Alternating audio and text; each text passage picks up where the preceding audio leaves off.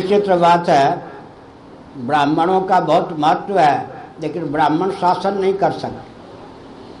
परमात्मा की परंपरा से, सनातन परंपरा से शासन करने की क्षमता जन्मजात क्षत्रियों में ही प्राप्त है। ब्राह्मण उनको नीति अध्यात्म का प्रशिक्षण देते हैं। यहाँ तक कि गुरुकुल स्कूल की पढ़ाई में अस्त्र विद्या शस्त्र विद्या भी प्रायः ब्राह्मण अध्यापक ही देते थे क्षत्रियों को। छात्र धर्म के भी निष्णात विद्वान होते थे। द्रोणाचार्य, कृपाचार्य सब तो ब्राह्मण ही थे, परशुराम जी तो ब्राह्मण ही थे। लेकिन राज्य करने का दायित्व तो ब्राह्मणों ने अपने हाथ में नहीं लिया। तो भारत के जो परंपरा प्राप्त क्षत्रिय हैं, सनातन वर्णाश्रम व्यवस्था में आस्थान्वित हैं। पहले एक प्रांत का 5 विभाग मन में कीजिए, पूर्व पश्चिम उत्तर दक्षिण मध्य। एक प्रांत से 5 क्षत्रिय का चयन कीजिए।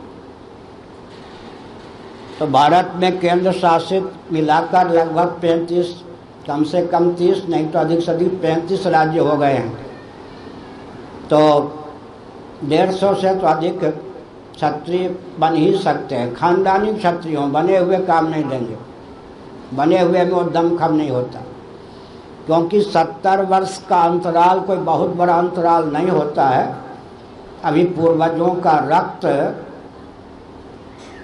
7 पीढ़ी तक तो कम से कम जाता है। 7 पीढ़ी अभी नहीं व्यतीत हुए हैं, अभी संभलने का अवसर है। तो मान लीजिए 30 ही प्रांत को चुने तो 150 व्यक्ति क्षत्रिय हो गए। एक एक प्रांत से पूर्व पश्चिम उत्तर दक्षिण मध्य की दृष्टि से, क्योंकि आपने प्रश्न किया है तो आप आगे बढ़कर इस मार्ग में भूमिका प्रस्तुत करें। 150 क्षत्रिय हों। कालांतर में आप नेपाल को भी ले सकते हैं, भूटान को भी ले सकते हैं। सब मिला करके प्रयास करने पर पहले तो 5 क्षत्रिय ही पर्याप्त हैं। पूर्व पश्चिम उत्तर दक्षिण मध्य भारत से एक एक क्षत्रिय को ले लीजिए संयोजक के रूप में। और नेपाल में भी पूर्व पश्चिम उत्तर दक्षिण मध्य की दृष्टि से 5 क्षत्रिय ले लीजिए। भूटान से 5 ले लीजिए, मान लीजिए 15 क्षत्रिय हो गए। 15 को 500 तक पहुंचा सकते हैं। तो आगे शासन तंत्र चाहे किसी भी राजनीतिक दल के हाथ में हो, केंद्र में या प्रांत में, बदलता रहता है क्रम।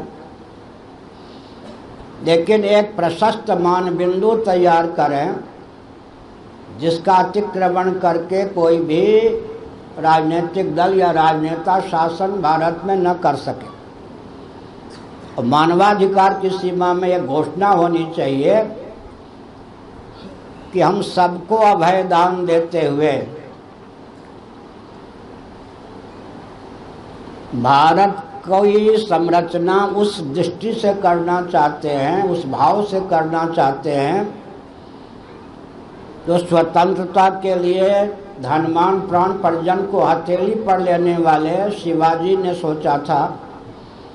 महाराणा प्रताप जी के हृदय में स्वतंत्र भारत का जो स्वरूप था, झांसी की रानी के हृदय में, भगत सिंह जी के हृदय में, चंद्रशेखर आज़ाद जी के हृदय में, राजगुरु सुखदेव जी के हृदय में, मंगल पांडे जी के हृदय में जो भारत का दिव्य स्वरूप था कि स्वतंत्र भारत कैसा होना चाहिए।